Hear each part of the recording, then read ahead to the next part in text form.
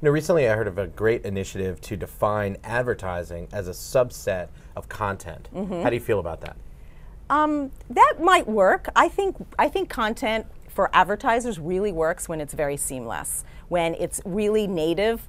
Talk about native advertising, native to what you're looking at, to what platform you're on, to how you're consuming everything else around it. I think that that's really the most important thing, and you can call it what you want, doesn't really matter, as long as it's serving the purpose. I think content marketing is very different from just content creation, where I know you had Time here, you have Viacom. They're creating content to create content, to tell stories.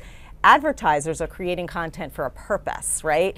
To initiate some kind of action or behavior or a feeling. And so you have to be really cognizant of that when you're creating content, that it's not just about creating pretty pictures and creating content. It's about telling the story of your brand and getting some brand halo effect from it. So I think that what you label it, to me, doesn't really matter that much. Are there any downsides to that labeling? Sure. I think the more you label it advertising, I think people are smart, right? Okay. They know when they're being advertised to. They know when they're being marketed to. There's so much transparency now.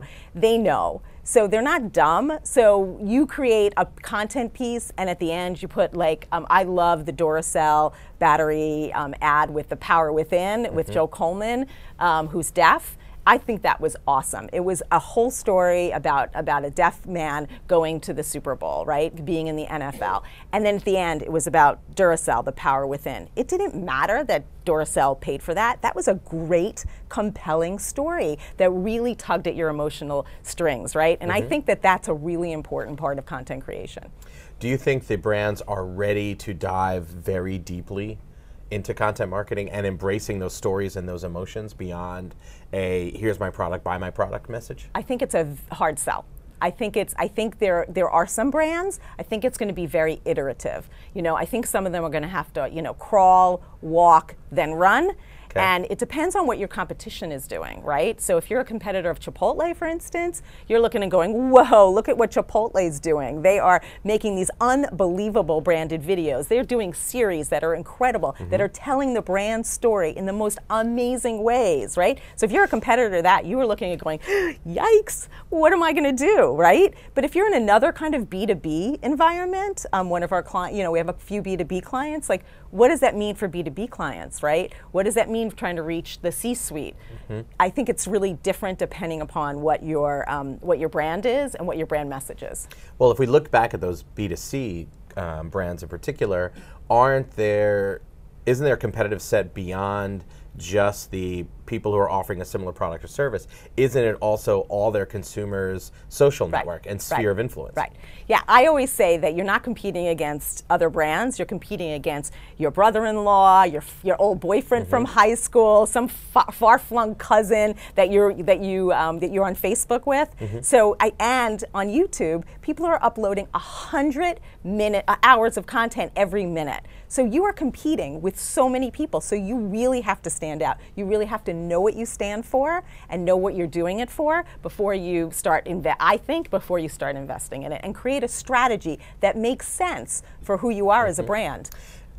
Speaking on those 2 points you offered, that's of a set of 4. I know that you've done in a paper recently that'll be coming out from Maxus. You talk about knowing what the brand stands for.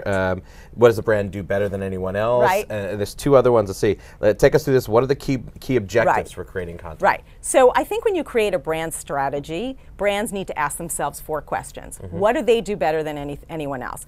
But aside from that, what will people actually come to you for? So if you create the best chair, than anyone else, what kind of people are coming to you for it, right? So those 2 questions in concert are really important. The third question is, what are your objectives and goals? And does the content that you're creating help meet those goals in some way, even in a lightly, tangential way, right? Those goals, for 1 second to interrupt you, there's the funnel, right? We always talk about the simple funnel, right? From awareness to all the way down to purchase, right? Can content hit every stage? Can there be content objectives every stage in that funnel? Yes, I think there can be for the most part. But you get down closer to the purchase, right? So for Duracell, you're going to want to know this battery lasts long. You're not just going to want to know, oh, it's about the power within. You're going to want to know that the battery lasts really long, that it doesn't corrode. I'm making it up. I don't know. That it doesn't corrode as much as the other battery, right? So you're going to want to know those things when you get closer to purchase. So it really depends on what you're thinking of and what you're looking at for your goals. Let me just tell you what the fourth point is. The fourth point is it has to help the consumer. It has to help your end user do things better, faster, quicker, easier.